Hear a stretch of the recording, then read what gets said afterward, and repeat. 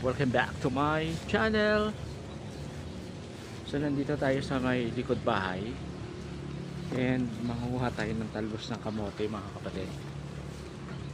Look at the kamote tops here. Aray, lalim pa lang to. Ayan, nasa likod bahay lang siya, mga kapatid. Napakadami. And kung makikita nyo, ang daming bunga ng mangga dito. Saan ba yung mangga? Ayan. Nakikita nyo ba? Ayan. Yan, mangga yan. So, babalik na rin natin yung camera, mga kapatid. So, ayan yung sinasabi nating mangga. Mangga. Ayan. Mangga. Ayan, laki yun. Mangga. Apakadaming mangga. And, the pato. Patos there. So, ayan. Kumuha tayo ng talbos ng kamote, bros. Yan. Ito, tanim ni Arnold ng mga sili. May pasili siya dito. Sili rin dito. Yan. Yan, kung mapapansin nyo, may bako dito kasi nga ito ay for sa mga pato ni Talok.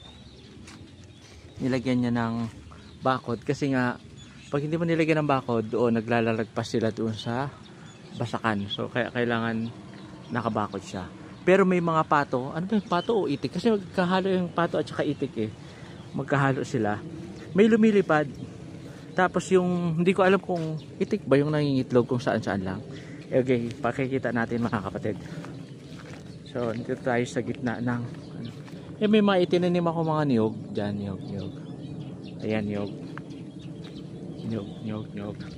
So, ayun sila, mga kapatid. Makikita ba natin? Maambot dito sa amin ngayon. Yun. Ayun o. Kita nyo ba? Ayun. So ayun sila sa kabila. Kita ba yun sila? Hindi sila makita. Ayun o. Nandun. Nandun lang sila.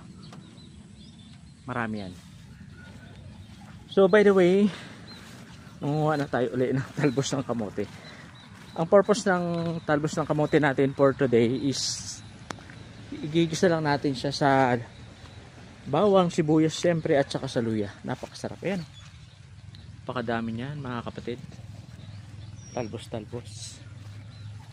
Dito may mga itinanim ako ditong mga mulberry. Kita ba? Ayun, mulberry yan. Mulberry. Ito may pinya.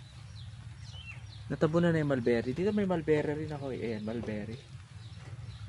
So, siyempre meron tayong pa kutsilyo at saka ano. So, manguha muna tayo mga kapatid. So, ayan, tapos na tayo manguha ng talbos ng kamote. So, hindi na natin na ipakita yung pagkuha natin ng talbos ng kamote kasi wala tayong videographer. So, wala tayong cameraman. Walang cameraman. Wait lang, medyo masukal kasi dito. Ayun, ang dami na nila. Oh.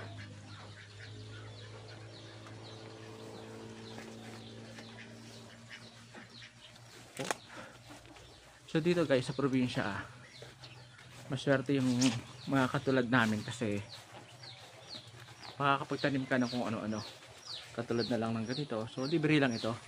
Unlike sa ibang lugar na mahirap pagtamnan, walang mapagtatamnan. So ayun, dito na lang guys. Thank you so much for watching.